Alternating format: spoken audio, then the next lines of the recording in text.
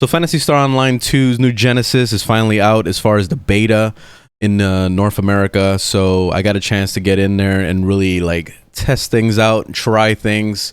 So I was going to be giving my my reviews so far of what I've experienced and things I've seen.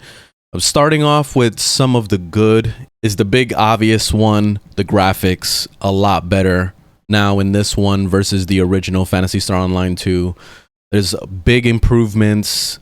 Just the shaders, the textures, even just the world to explore and stuff. It definitely feels like they've done a lot of work towards making this like a little bit more next gen than what we've seen before.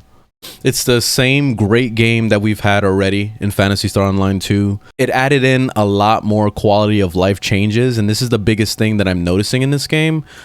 Things like, for example, playing as a gunner and having the chain trigger just kind of work instead of having it be an ability that's on cooldown constantly. That's really nice, and you can do this chain trigger off of multiple mobs and stuff. So it's really cool that they did this. This is something that I wish they did in the original game, but it's okay. At least we have it in this game. Things like the shift and D-band buff is actually put together as one buff instead of it having like, you know, you have to pop each one and then like having to monitor the cooldown and everything was always a pain in the ass. At least with this, you don't have to worry about a cast time. It doesn't take your mana away, which I know it's called PP, but I really don't like using that word. I'm gonna call it mana. So yeah, it doesn't take your mana away, so it's pretty nice to be able to just kind of hit the shift the D-band buff and it automatically just puts it on you. So it's pretty badass. And then also the biggest thing is the combining of weapons, like being able to take two weapons that you like and making it so that you can use the abilities of both of them. So for example, I just started using a rifle. And I mainly wanted to use the rifle because I wanted to have a ranged way to build my mana while I fight. And I was playing a Techer and also a Force, using the normal shots from the rifle to basically build my mana and then use magic abilities on the side. It's pretty badass. And I like that it actually combines it so that when you do use a spell, it changes to the weapon automatically. So like the wand, for example.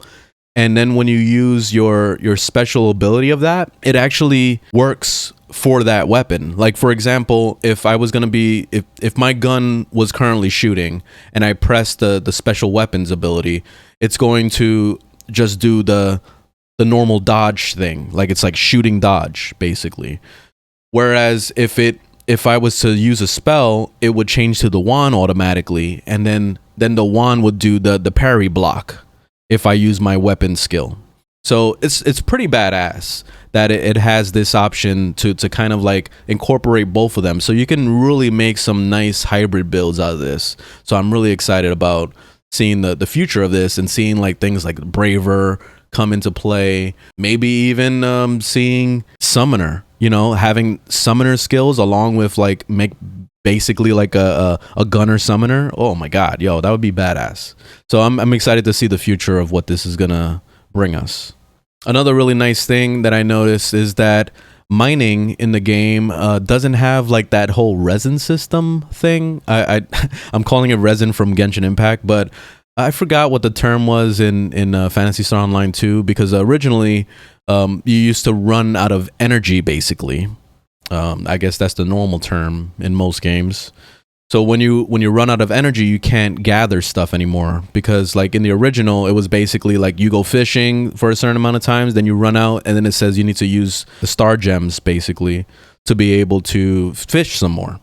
In this case, you just automatically, you can just bang on any rock you want and you'll get the materials at any point. So like you don't have, from what I've noticed, there is no energy system in this. So this is really good. I'm hoping that it stays like this, but I don't know. I don't know what their plans are for this. This could be just for the beta that they're just kind of testing it out. So who knows? But hopefully there is no energy system involved with the mining, because I like the way this is right now. Now let's go to the bad, which I have a lot of things to say on this. It is mainly a lot of feedback, but also stuff that just kind of bothered me. And starting off with the graphics optimization, like it seems like this game really needs some work as far as like trying to optimize the engine itself, because it's very, very laggy. I spent a lot of time, like, let's say for example, I'll be getting full 60 FPS looking in a certain direction, but then I turn around and all of a sudden it's laggy as hell. So it seems like they need to work on some things. I shut off the shadows, like I turned it down a lot. Actually, I turned it down. There was a few things I shut off, like bloom and like blur and things like that, to kind of like help the FPS go up a little bit, which it did. But it still feels like I shouldn't be struggling on this computer that I have right now. I literally just bought it, spent $2,000 on the thing. It runs Cyberpunk at max settings. It runs the Hunt Showdown at max settings. You know, like, so if I could play games that are like super demanding like that, and this game is laggy, it feels like there's something wrong with their game. You know what I mean? So hopefully this could be fixed in the future. We could start seeing some updates with that. I saw no option for vertical sync, which really bothered me, because I've been getting a lot of like the choppy screen, you know, where you see like the lines and stuff when you move your camera too fast. I usually combat this by putting vertical sync on, and there's no option for it in the game. So that's kind of disappointing. I would assume there's probably workarounds with going through the NVIDIA program or whatever, but I'm too lazy for that. I'm really hoping that the game just adds it. I didn't see any options for camera zooming, because like it just seemed like while I was just fighting and stuff, the camera was like literally up my ass all the time, unless there was a boss fight that happened where the camera like automatically zooms out. So I didn't see any options, and it just seems like there's just so much clutter with the option screen, so it just kind of, it makes it really difficult for you to try to find things. And then on top of this, I was also trying to find how to be able to get rid of my name off the top of my head, because I hated seeing my name hovering over my head there, and I didn't see an option for that either. So I don't know if it hasn't been added yet, or this is something that's just really well hidden within the options. For some reason, the main map doesn't display any information at all, and you know, we're so used to in Phantasy Star Online 2 it having like too much information in the UI. But it seems like they kind of tried really hard to tone down the UI in this version of the game. So I'm kind of confused by this, especially things as simple as showing where quests are, or showing NPCs inside the main city, like where to find them. Also, mob levels. Like, why aren't these things shown? I feel like these are pretty important, especially when I first started playing the game. I immediately ran outside to go fight some mobs. And then I accidentally stumbled upon a bunch of level 5s to level 10s, and there was no way I can do enough damage to be able to kill those mobs. So it made me feel real lost, you know, and as the perspective of a new player coming into this game for the first time. Let's say, you know, I've already been playing Phantasy Star Online 2, but for somebody that's never played Phantasy Star Online 2 and gets into this and gets lost to that point where they don't know where they're going, they don't see things on the map, there's no level ranges in there of the mobs, like it kind of like, it can drive you away, because and then you'll just be completely confused as to where you're supposed to go and what you're supposed to do, you know? So kind of wish that the map actually displayed a little bit more information. And also there should be some kind of directory as far as like finding certain NPCs in the city and stuff like that. I feel like Black Desert Online definitely did an awesome job with that, with like the whole search function. So hopefully we could see something like that in Phantasy Star Online 2's New Genesis.